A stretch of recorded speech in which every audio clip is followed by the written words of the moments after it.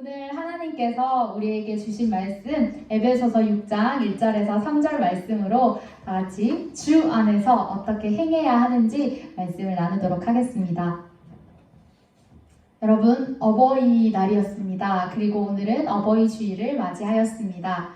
우리의 부모님의 범주는 어머니, 아버지 뿐만이 아니라 할아버지, 할머니, 그리고 나를 키워주신 분, 삼촌, 이모, 친척까지도 부모님의 범주에 들 수 있다고 생각합니다. 오늘 여러분들에게 부모님은 어떤 분입니까?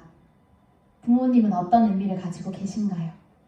우리의 삶의 자리에서 부모님은 어떤 존재로 자리 잡고 있습니까? 최근 몇 년 사이에 제가 부모님과 대화를 나누면서 느낀 것이 있습니다. 그것은 바로 했던 말씀을 마치 처음 하는 것처럼 하시는 겁니다. 물론 아직 알츠하이머나 뭐 이런 치매나 이런 것들은 아니지만 자꾸 깜빡깜빡 하신다고 하면서 마치 정말 어제 이야기했던 것을 처음 이야기하는 것처럼 자꾸 저에게 말씀하시는 겁니다. 그래서 제가 대화를 할 때 이미 어제 얘기했다고 이야기를 하면 아 그랬냐라고 반응을 하십니다. 그런데 또 그 이야기를 또다시 새롭게 하십니다. 그러면 제가 이번에는 선수를 치면서 아 그래서 이게 이렇게 돼서 이랬다고 했지 라고 이야기를 합니다. 그러면 이제 부모님이 저에게 이렇게 말씀을 하십니다. 나는 네가 어릴 때 엄마 이게 뭐야? 아빠 이게 뭐야? 라고 물었을 때 100번을 물으면 100번을 대답해 주었는데 너는 그 몇 번을 참지 못하고 듣기 싫어하냐? 라고 저에게 말씀을 하셨습니다. 그러면서 고생하면서 키워봤자 아무 소용이 없다 라고 얘기를 하셨습니다. 생각해보면 저는 제가 어린 시절 100번을 물었는지 무엇을 계속해서 반복해서 물었는지 기억나지는 않습니다. 그렇지만 부모님께서 그렇다고 하니 그렇구나 라고 생각하면서 앞으로는 부모님이 100번을 물어도 100번을 대답해 주어야겠다 라고 다짐을 했습니다. 그런데 아직 잘 되지 않습니다. 여러분들의 삶은 어떠신가요? 여러분들은 부모님에게 어떤 벗이 되어지고 있습니까? 어떤 자녀가 되어지고 있습니까? 우리가 부모님을 생각하면 때로는 가슴이 뭉클하기도 하고 때로는 마음이 아프기도 하고 때로는 마음이 어려운 점도 있을 것입니다. 부모님도 부모님의 삶이 처음이기에 서툰 부분도 많으셨을 것이고 어떻게 해야 할지 모를 때도 많으셨을 것입니다. 여러분이 아플 때는 어떻게 할 줄 몰라서 여러분이 울 때 함께 울고 그 아픔을 대신해 주었으면 좋겠다라고 생각하는 그런 마음도 있으셨을 것이고 여러분이 옹알이를 할 때는 우리 아이가 천재라고 생각하면서 기쁜 나날들을 보내셨을 것입니다. 이렇게 여러분이 성장하는 모든 시간 가운데 때로는 넘치는 사랑을 채워주시기도 하지만 또 반면에 부모님들은 아직 부모님이 처음인지라 상처를 줄 때도 있고 우리를 이해하지 못할 때도 있었습니다. 오늘 말씀에서는 부모님에게 어떻게 해야 하는지를 명확하게 가르쳐주고 있는데요. 성경이 말하는 하나님께서 우리에게 가르쳐주신 부모님을 공경하는 방법이 무엇인지 말씀 속에서 찾고 그 답을 찾은 대로 말씀에 순종하면서 살아가는 여러분들이 되기를 소망합니다. 오늘 말씀의 본문은 에베소서인데요. 이 에베소서는 사도 바울이 옥중에 있을 때 기록한 편지 형식의 서신입니다. 에베소는 로마 제국의 주요 도시였고 해상과 무역의 발달로 인해서 많은 사람들이 왕래하는 곳이었습니다. 무역로가 교차되었고 많은 문화들을 접할 수 있는 곳이었지요. 그래서 교통과 상업의 중심지 역할을 하고 터키 서부 해안의 항구 도시였기 때문에 날마다 많은 사람들이 계속해서 그곳을 오가는 일들이 많았습니다. 그런데 이 에베소에는 우리가 알고 있는 7대 불가사의 중 한 신전이 있었는데요. 바로 풍요의 여신 아데미라고 하는 여신의 신전이 있었습니다. 날마다 그곳에는 아데미를 섬기기 위한 사람들이 많이 왔다 갔다 하였고 순례자들이 많았습니다. 그래서 그 주변은 숙박을 하는 그런 여관과 같은 업소들이 많이 있었고 기념품 같은 것을 파는 사람들이 그곳에 진을 치고 있었습니다. 사도 바울은 그런 환경 가운데 이 에베소에 무려 3년이라는 시간을 보내게 됩니다. 이곳에 3년을 머물면서 에베소의 교회의 사람들을 눈물로 양육하며 바울은 그 시간들을 보냅니다. 다른 어떤 도시보다 오래 머물렀고 개인적으로도 특별한 관계들을 가지면서 있었던 곳이 바로 에베소입니다. 바울이 에베소에 머물면서 있었던 사건들이 있습니다. 사도행전 19장에 보면 그 사건들이 나오는데요. 사도행전 19장 1절에서 7절에는 12명쯤 되는 세례 요한의 제자들이 와서 바울에게 세례를 받는 일이 일어납니다. 8절에서 10절에는 두란노 서원이라고 하는 곳에서 바울이 주의 말씀을 가르치는 일에 힘썼던 모습을 우리는 볼 수 있습니다. 11절과 12절에는 병을 치료하고 악기를 쫓는 놀라운 기적들을 행하는 바울의 모습을 볼 수 있습니다. 17절과 20절에는 마술을 행하던 사람들이 자복하고 마술책을 불사르는 그런 일들도 일어났습니다. 마지막으로 21절에서 41절의 말씀에 보면 데메드리오라는 인물이 나오는데요. 그 사람의 직업은 은장색이었습니다. 은장색이 무엇이냐면 은을 두들겨서 펴서 물건을 만드는 사람이었습니다. 그런데 이 은장색은 그때 당시에는 은으로 우상을 만드는 일을 많이 했습니다. 그래서 이 데메드리오라고 하는 사람이 주동하여서 아데미 여신의 이름을 외치면서 소동을 일으키고 바울을 대적하여서 바울이 곤란을 겪는 그런 일들도 있었습니다. 이렇게 바울은 3년 동안 에베소에서 머물면서 여러 가지 일들을 경험하며 그곳을 향한 하나님의 일하심을 계속해서 전파하였고 직접 피부로 느끼며 지냈습니다. 그리고 바울이 이 에베소를 떠난 후에도 바울의 영향력은 계속해서 끼쳐졌는데요. 그 이유는 바울의 영적 아들이었던 디모데가 이 에베소 교회에서 사역을 하게 되면서 계속해서 모교회의 중심을 가지고 에베소의 교회에 그리고 에베소 주변에 있는 여러 교회들에 바울이 영향력을 끼치며 살아왔습니다. 우리는 많은 사람들을 경험하면서 미운정, 고운정이 들었다고도 표현을 합니다. 아마 바울도 이곳에서 미운정도 들었을 것이고 고운정도 들었을 것이고 이때까지 경험해보지 못하였던 많은 일들을 경험하면서 에베소 교회를 향한 애정이 남달랐을 것입니다. 오늘 우리가 함께 나눌 에베소서 6장의 말씀은 에베소서 4장에서부터 6장까지 구원받은 우리가 어떻게 살아가야 하는지를 명확하게 알려주는 내용이 계속해서 이어져 나옵니다. 우리가 하나님 앞에서 구원받은 자녀로 어떻게 살아야 하는지 그것을 이야기하는 가운데 오늘 우리가 읽었던 본문의 말씀 부모님을 공경하는 것에 대해서 나오는 것입니다. 여러분은 구원받았다는 것을 확신하시나요?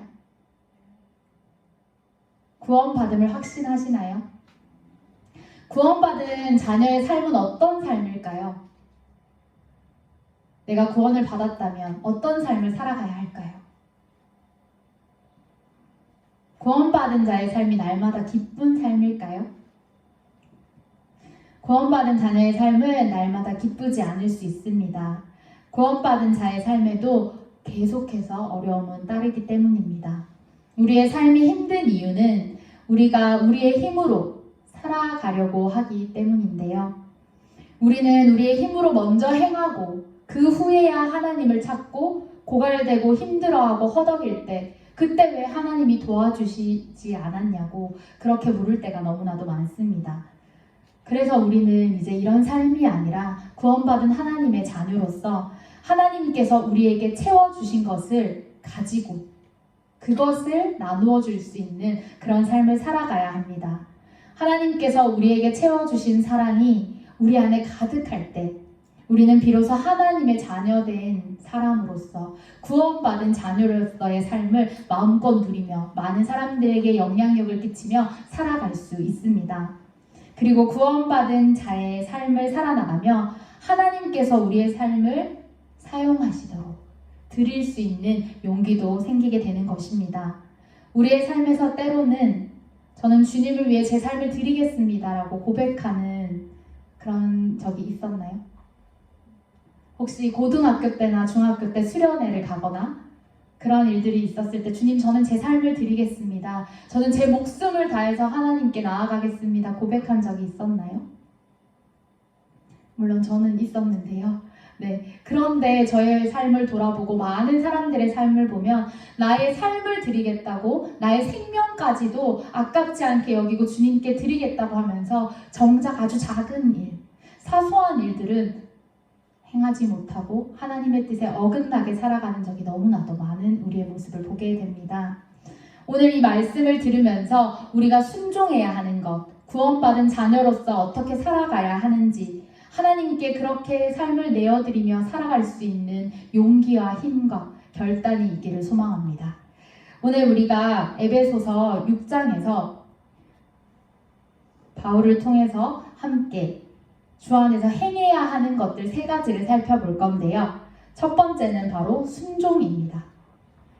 에베소서 6장 1절의 말씀을 다시 한번 읽겠습니다. 함께 읽어보겠습니다.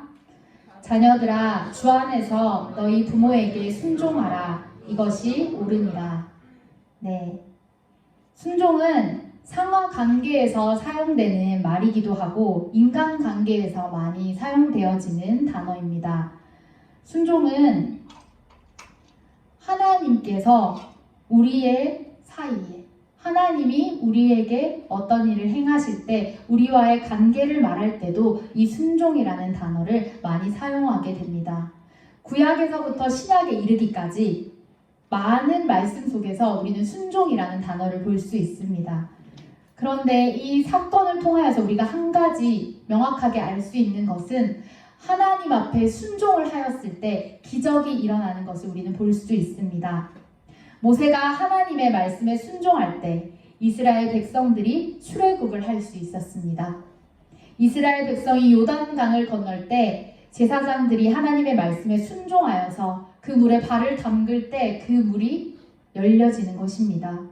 나아만 장군이 나병에 걸려서 깨끗하여지고 싶었을 때 그 엘리사의 말에 순종하였더니 마치 아기 피부와 같이 되었다는 말씀이 나옵니다.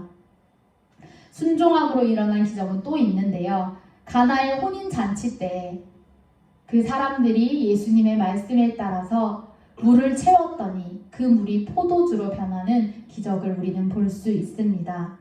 이렇듯 우리의 삶에서 하나님께 순종할 때 그 순종이 나타난 후에는 분명히 기적이 일어나는 것을 우리는 말씀 속에서 경험하게 됩니다. 그렇다면 우리는 왜 순종을 해야 할까요? 우리가 순종해야 하는 이유는 오늘 함께 읽은 말씀 1절에서와 같이 주 안에서 옳은 일이기 때문입니다. 주님이 바로 이것이 옳다고 하셨기 때문에 우리는 순종해야 하는 것입니다. 옳다라고 하는 단어는 헬라어로 비카이온이라고 하는데요. 이 단어는 헬라 사상에서 가장 중요한, 핵심적인, 의롭다 이런 뜻을 가지고 있습니다. 그만큼 가장 중요한 목적을 이용할 때, 중요한 목적을 이야기할 때 이 단어를 사용하게 되는 것입니다. 그래서 바울은 부모님의 공경을 언급하면서 이 강력한 표현을 하게 되는 것이죠. This is right. 강하게 표현하면서 오늘 바울은 하나님의 성품이, 하나님이 이 순종하라고 하신 것이 절대적인 것, 우리가 꼭 지켜야 하는 것임을 이야기하고 있습니다. 따라서 부모님을 공경하는 것은 하나님의 성품과도 같으며 하나님이 인간을 창조하신 창조 질서를 지키는 것과 같습니다. 하나님께서 이 세상을 창조하시고 세상에는 기본 원리와 질서가 자리 잡았습니다. 연기가 마치 하늘로 올라가듯이, 또 물이 위에서 아래로 떨어지듯이, 사람이 공기를 마셔야 살 수 있듯이, 이것은 마땅하고 옳은 일이라고 이 말씀에서 이야기해주고 있는 것입니다. 그래서인지 성경은 이 부모님을 공경하는 것에 대해서 조금 더 과격한 표현들을 사용함을 우리는 볼 수 있는데요. 출애굽기 21장 15절 말씀에 보면 자기 아버지나 어머니를 치는 자는 반드시 죽일지니라 라고 기록되어 있습니다. 신명기 21장 18절에서 21절 말씀에는 부모님의 말을 듣고도 순종하지 않는 자, 완악하고 패역한 자를 심각한 죄로 다루고 계시면서 돌로 쳐서 죽이라 라고 말씀하고 있습니다. 오늘 이곳에 죽임을 당하거나 돌로 쳐 죽임을 당하는, 그렇게 해야 하는 분들이 혹시 계실지 모르겠습니다. 이 말씀에 따라서 생각해 볼 때 우리는 이 말씀이 얼마나 순종하고 있는지, 나는 이 말씀에 어긋나지는 않는지 다시 한번 우리 자신을 돌아보면서 주님 앞에 회개하고 이제는 주님 말씀에 순종함으로 나아가는 귀한 청년들이 되기를 소망합니다. 순종에는 크게 두 가지가 있습니다. 첫 번째는 바로 외적인 순종인데요. 외적인 순종은 내가 부모님을 위해서 할 수 있는 일, 그 일 중에 외적으로 드러나는 일들을 말합니다. 예를 들면 용돈을 드리는 것, 옷을 사드리는 것, 이런 것들이 바로 외적인 순종에 포함되는데요. 어쩌면 이 순종은 우리가 마음으로 온전히 하지 않고도 행할 수 있는 순종이라고 할 수 있습니다. 그러나 두 번째로는 내적인 순종이 있는데 이 내적인 순종은 다릅니다. 돈이 아닌 마음으로 하는 것, 우리가 진심을 다해서 시간을 내고 만나서 할 수 있는 순종, 그것이 바로 내적인 순종입니다. 부모님을 위해서 다시 한번 나의 뜻을 돌이켜보는 것, 부모님이 가장 원하시는 것이 어떤 것인지를 생각해보는 것, 이것이 바로 외적인 순종입니다. 이렇게 말을 하면 외적인 순종은 사실 좀 좋아 보이지 않을 수도 있습니다. 내적인 순종에 비해서 외적으로 순종하는 것이 별거 아닌 것 같아 보이고, 그렇지만 이것이 잘못된 것이 아니라 하나님 안에서 조화를 이루며 내적인 순종과 외적인 순종이 우리 안에 같이 일어나야 하는 것입니다. 그런데 순종에는 조건이 있습니다. 바로 말씀에서와 같이 주 안에서 순종하는 것입니다. 우리가 모든 일에 순종을 해야 할까요? 부모님께서 하시는 말씀에 이 말씀을 따라서 내가 순종하겠습니다라고 이야기할 때 무조건 순종해야 할까요? 우리가 모든 일에 순종해야 하는 것은 아닙니다. 부모님이 무조건 어른이라고 해서 무조건 존경하고 존중해야 할까요? 물론 존중하고 존경해야 합니다. 그런데 만일 부모님께서 우리에게 하나님의 뜻과 어긋나는 일들, 도둑질이나 살인, 우상숭배와 같은 그런 일들을 하라고 말씀하신다면 우리는 그 말씀에 순종하지 않아도 됩니다. 그런 일들을 순종하라고 이야기할 때에는 우리는 그럴 수 없는 것이죠. 그것은 주 안에서 행하는 것이 아니기 때문입니다. 그래서 오늘 우리의 순종은 주 안에서 이루어져야 하고 하나님의 뜻에 맞는 순종이 우리 안에, 그리고 우리의 가정 안에 이루어져야 하는 것입니다. 에베소서 6장 4절에서는 이렇게 말씀하고 있습니다. 또 아비들아 너희 자녀를 노엽게 하지 말고 오직 주의 교훈과 훈계로 양육하라. 오늘 우리가 읽었던 1절에서 3절 말씀에는 부모님 공경에 대해서 이야기한다면 그것에 반드시 뒤따라야 하는 것이 바로 부모님들께서 자녀에게 노엽게 하지 말라는 이 말씀이 따르는 것입니다. 부모님 또한 자녀들이 닮아야 하는 것을 마땅하게 가르치고 배울 것이 있는 사람이 되어야 하며 믿음 안에 있는 부모님들은 특히 신앙의 본보기가 되어야 한다고 성경은 분명하게 우리에게 이야기해주고 있는 것입니다. 이처럼 순종은 무조건적 순종과 복종이 아니라 주 안에서 주님이 옳다고 하신 일, 주 안에서 행해져야 하는 것을 이야기합니다. 그리고 이것은 상호 간에 이루어져야 하는 것입니다. 이것이 바로 하나님께서 우리에게 허락하신 순종이요, 하나님께서 만드신 질서, 그 창조 질서에 부합되는 하나님의 소원임을 우리는 기억해야 합니다. 우리가 주 안에서 행해야 하는 것 두 번째가 있습니다. 그것은 바로 공경입니다. 공경은 돈이 아닌 마음으로 행하는 것, 시간을 내고 만나는 것, 그런 의미들을 가지고 있는데 마치 내적인 순종, 그것과도 같은 맥락에 있는 단어입니다. 공경은 헬라어로 티마오라고 하는데 가치를 두다라는 뜻을 가지고 있습니다. 내면의 가치를 그쪽으로 모으는 것, 그 가치에 집중하는 것을 뜻합니다. 따라서 공경은 부모님에게 가치를 두고 부모님께 집중하여서 그 부모님을 섬기는 것을 의미합니다. 에베소서 6장 3절 말씀에는 부모님을 공경하였을 때 우리가 누리는 복에 대해서 말해주고 있는데요. 우리 에베소서 6장 3절 말씀을 함께 읽어보도록 하겠습니다. 6장 3절입니다. 이로써 내가 잘되고 땅에서 장수하리라. 오늘 이 말씀은 부모님을 공경하였을 때 우리가 누리는 복이 네가 잘되고 땅에서 장수하는 것이라고 말씀해주고 있습니다. 그렇다면 부모님께 효도하면 우리가 직장도 가질 수 있고 취업도 잘 되고 돈도 가질 수 있고 명예도 얻으며 이 땅에서 오래 떵떵거리면서 잘 살 수 있는 것을 의미할까요? 네, 아닙니다. 성경에 나오는 최고 효자의 삶을 한번 살펴보겠습니다. 여러분이 생각하기에 성경에 나오는 최고 효자는 어떤 사람일까요?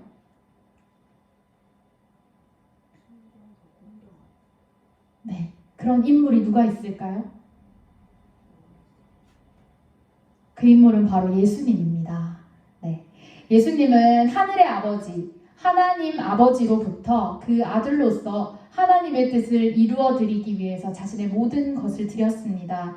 고통 가운데 있었지만 하나님 아버지의 뜻에 순종하면서 십자가를 지시고 끝까지 그 길을 걸어나가며 인류를 구원하는 그런 일을 이루어드렸습니다. 죄로 죽을 수밖에 없는 우리가 구원을 받을 수 있었던 것은 바로 예수님 때문이었습니다. 또 예수님은 육신의 어머니인 마리아, 그 마리아를 공경하는 모습을 보여주는데요. 예수님께서 십자가에서 달려 죽으시면서 했던 7가지의 말이 있는데 그것을 바로 가상칠언이라고 합니다.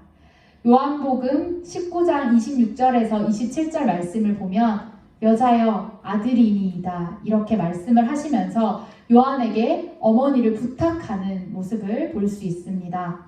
이런 예수님이 우리가 생각하는 잘되는 것, 우리가 이 땅에서 잘되고 장수하는 것, 돈이 많아지고 명예를 얻고 부를 쌓아나가며 좋은 직장에 다니고 그렇게 살아가는 것, 그것을 진짜 잘되는 것, 장수하는 것이라고 말씀하셨을까요?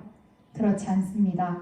예수님은 짧은 인생을 사시면서 고통의 십자가를 지시고 이 땅을 떠나셨습니다.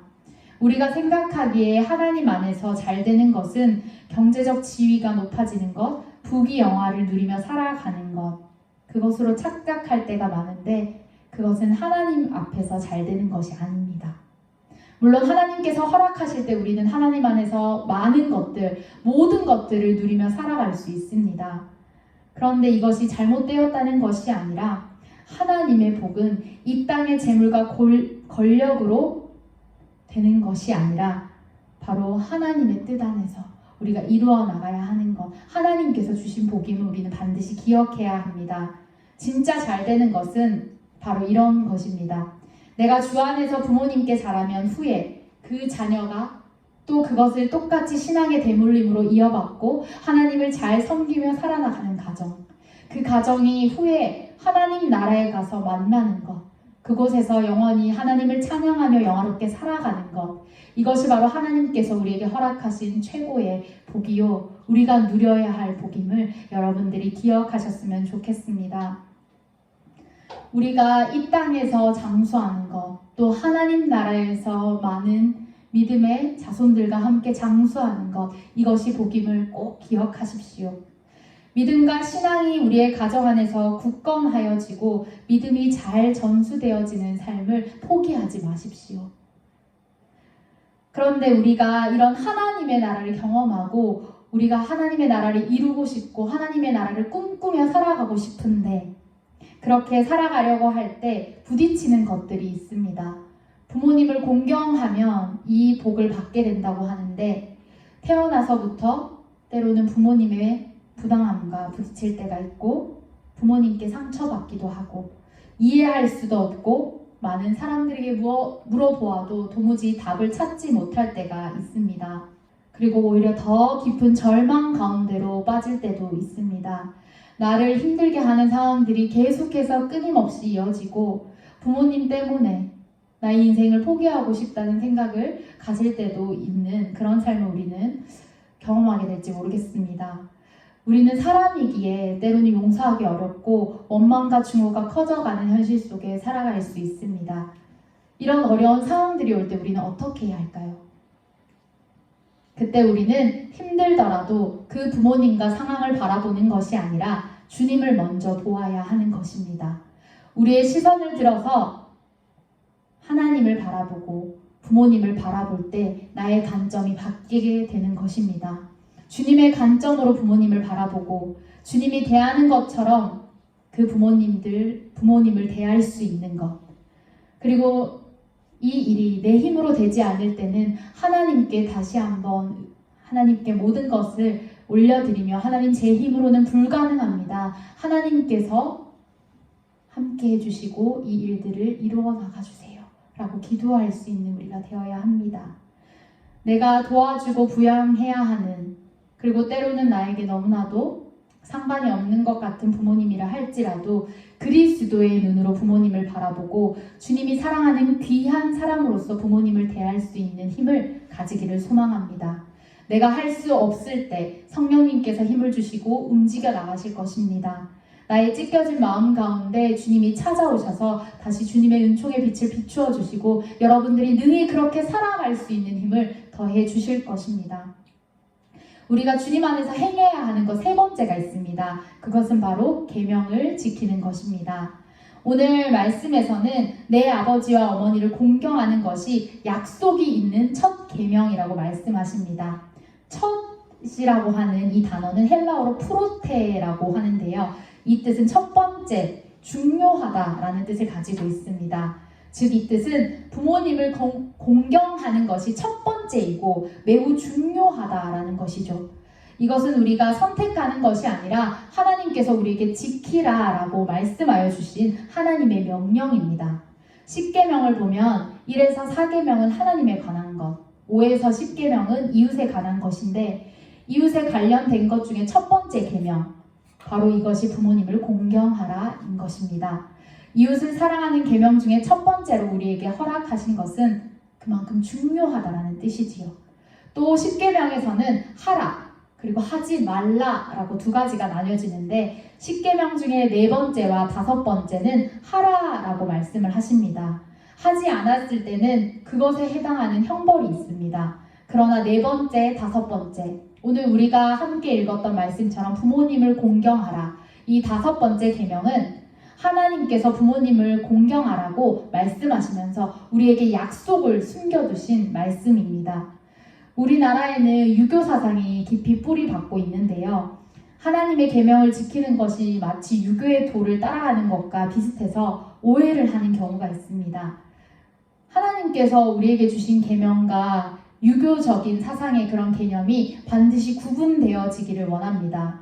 유교는 돌아가신 분들께 최선을 다하는 그런 일들을 많이 하게 됩니다. 그래서 제사를 끊임없이 지내고 가장 좋은 리무진을 태워드리고 이 땅에서 해드리지 못했던 것들을 해주는 그런 일들을 우리는 보게 되는데 오늘 믿음 안에서 하나님의 말씀 안에서 성경에서 말하는 이 계명은 살아있을 때 부모님이 계실 때에 순종하는 것, 그 부모님을 공경하는 것을 말하고 있습니다. 오늘 이 말씀들을 기억하면서 오늘 세 가지를 꼭 다시 한번 살펴보기를 원합니다. 첫 번째는 순종이었고 두 번째는 공경이었고 세 번째는 계명을 지키는 것이었습니다. 성경은 오늘 우리에게 이렇게 해주었으면 좋겠어, 선택사항이야 라고 말씀하지 않고 반드시 우리가 꼭 해야 하는 것, 지켜야 하는 것이라고 말씀해 주고 있습니다. 오늘 이 말씀을 기억하면서 부모님을 공경하며 그 말씀에 순종하며 살아가는 여러분들이 되시기를 소원합니다. 그것을 주 안에서 행하는 우리 공동체가 되기를 소망합니다. 함께 기도하겠습니다. 하나님 감사합니다. 오늘 주 안에서 부모님을 공경하는 삶을 살아가기를 원합니다. 우리의 삶 가운데 여러 가지 상황들이 있고 때로는 부모님을 존경하지 못하고 공경하지 못하는 상황이 온다 할지라도 먼저 우리의 눈을 들어 주님을 보게 하시고 주님을 바라보며 도우심을 구할 때 그 부모님을 주님의 시선으로 바라볼 수 있는 은혜가 있기를 원합니다. 이제는 주님의 말씀에 순종하여서 우리가 부모님을 공경하며 이 땅에서 또 하나님 나라에서 형통을 누리기를 원하오니 우리에게 그 은혜를 부어주시고 하나님을 떠나지 아니하며 평생 이 계명을 지켜 행하며 살아가고 나중에 우리 하나님 나라에서 만날 수 있는 귀한 믿음의 자녀들 될 수 있도록 함께하여 주시옵소서. 예수님의 이름으로 기도드립니다.